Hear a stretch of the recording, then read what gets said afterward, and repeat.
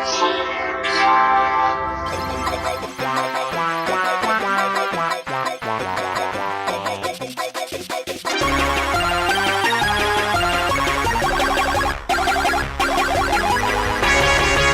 my burrito? What is the definite, true meaning of comedy?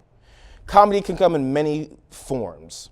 We've seen comedy like Friday, Blazing Saddles, Deadpool, sitcoms like Family Matters and Fresh Prince of Bel-Air.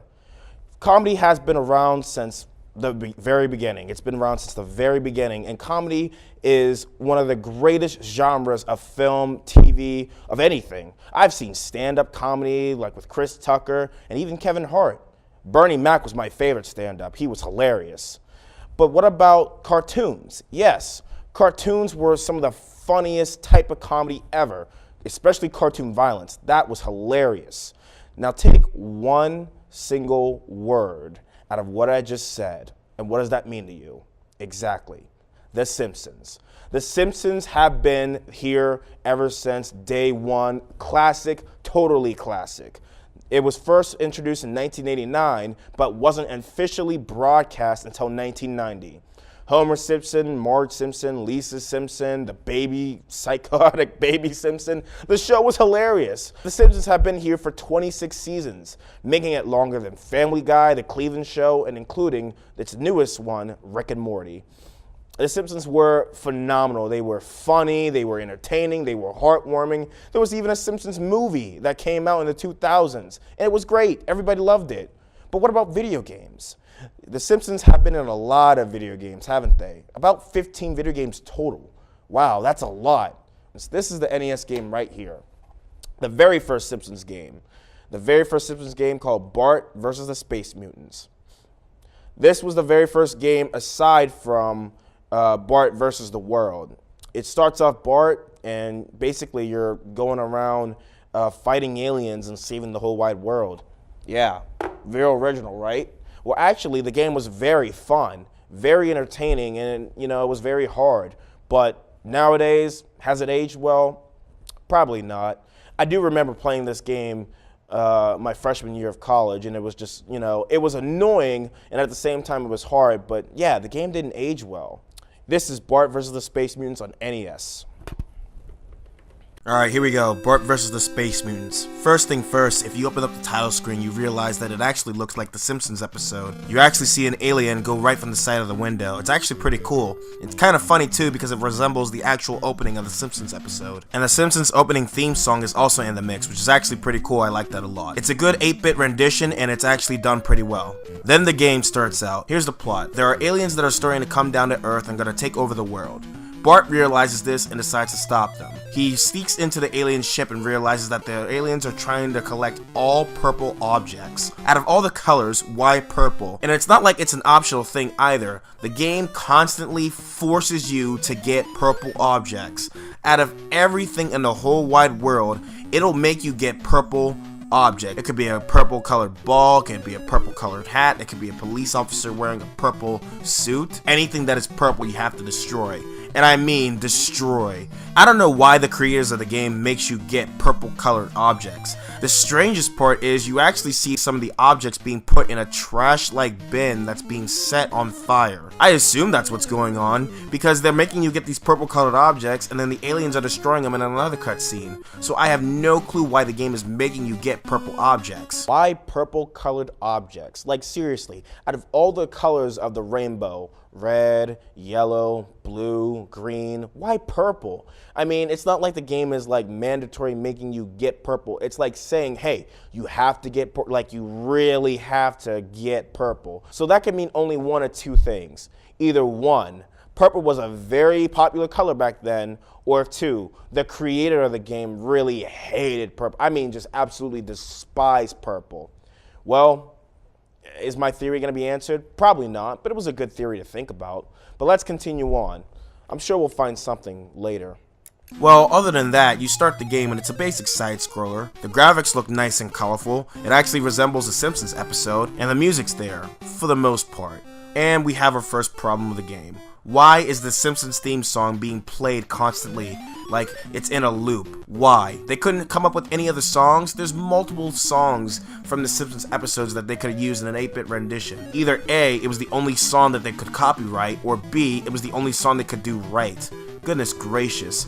I know that the Simpsons song is a very familiar song, but I don't want it smashing in my head every 5 seconds. As soon as the song's over, I'd rather have dead silence. There are no weapons that you get either. You see all these aliens around the map, but you're not supposed to fight them, you're supposed to avoid them. How do you avoid them? By jumping over them. Okay, that seems pretty simple. But wait, how do I get rid of the purple objects? Well, that's pretty simple. You get a spray can, and out of all the spray cans, it's blood red. Yeah, blood red. You don't even get to choose your color, which is kind of miz. I mean, red's a good color, but not a lot of people like red, and I kind of find that was a missed opportunity. Out of all the colors of the rainbow, why purple and red? Seriously. Now, as soon as you spray some of the objects, you'll realize that there's some objects that you can't simply spray. You have to get them by using a certain trick in the game. For example, there's this purple textured tent that's on the store. You can't just simply spray it. What do? You grab the ball, you put it up on the bucket, and then you hit it, but your accuracy has to be 100% perfect. There's this other spot where you need a rocket just to hit the bird. How do you get the rocket? By going to the store and using your coins just to spend money. Yeah, I'm not doing that. I'd rather just get all the purple objects. The level design is both boring and annoying. First of all, let me just tell you, getting past the aliens is not an easy task. It feels like everything is dangerous to you. The game doesn't even give you a health bar. It gives you 2 hits. 2 hits and you're done. Now that's not bad considering many games have done that before, such as Contra and Silver Surfer, but let me just tell you, getting past these guys is a big problem. Why? The controls. Jump and run are the exact same button. I'm not kidding. The A button jumps and holding down the A button runs. The B button does absolutely nothing. Why have the same button? I mean, what were these guys G-sting on when they came up with this? Another problem is that the traction can be completely off. I swear, I tried so many specific jumps that I tried to do, and I always feel like I slip into an enemy. Seriously, look at that. Oh my gosh! Stop slipping into the enemies, goodness lord. Then there's this skateboarding section. It looks like it's okay for the most part, but there are times where I'm going way too fast. If I get hit, I lose a life. It's almost as bad as the turbo tunnel in Battletoads. I don't know why games think it's a good idea to make you go through a fast-paced level while also trying to dodge obstacles and also trying to get purple objects. Seriously, what is the problem with this? You know, I'm really having a hard time trying to control this game. This game's controls are horrible. I'm sorry. And I know I'm rattling on about the controls a lot, but seriously, it's a big problem. You play the game and see how it is for yourself. Trust me, it is not easy. Seriously, why the same button? No, seriously, jump and run should not be the same button at all. Like, I know that one button should be functions, like different functions, like menu functions, but why the exact same button? You had a perfect example for you before this game came out. What's that game called? Oh yeah, it stars an Italian plum. Oh yeah, Super Mario Brothers. And I'm not saying every game should be like Mario Brothers. I'm saying you had a perfect example of what platforming control should be, and you messed it up. Come on, man, come on. And yeah, are the controls the big issue? Yes, that's why this game is annoying. Not by the actual challenge itself, but by handicapping the player. And that's when video games are no longer fun that way. Well, I did it. I finally got all the purple objects. What's next? Well, now the aliens are trying to go to hats. Is this seriously the plot? Just trying to go through any object or any certain color that the aliens want? Why not give me a weapon to fight the aliens, or in fact go to the base themselves and blow it up? This is atrocious. I've never seen an Aliens-like Simpsons episode be this bad before in my life. There's no continues in this game. If you die 3 times, the game's over and you start from all the way back to the beginning of the game. Wait a minute. I went all the way to level 3 and all of a sudden I die, lose all my lives, and I don't even get to continue? Go figure. This game is horrible. I'm done. It hasn't aged well at all and you can definitely see why. And there you have it. A classic game for the classic NES. Had a lot of problems, yes. Are the controls messed up? Double yes. But that doesn't mean that it's a bad game. It's annoying and it's very difficult, but all games are annoying and difficult. When Mario Brothers came out, did everybody complain about, not being able to go back? Yeah. Legend of Zelda, did everybody complain about not there being a map? Yeah, they did. Mega Man, did everybody complain about the frame rate dropping for the NES? Yeah, they did. No game is perfect. No NES game is perfect at all. We've had our favorite NES games and our least favorite NES games. We have games that we love to death, and we have games that we hate and want to destroy. Like E.T., and I'm not going to explain why I don't like E.T. But does that even conclude my analysis of has this game aged well? Yes, it has not aged well. But again, neither did the original Legend of Zelda on NES. Again, you know, it's like no game is perfect. Every single game is going to be flawed. We're always going to be complaining about something.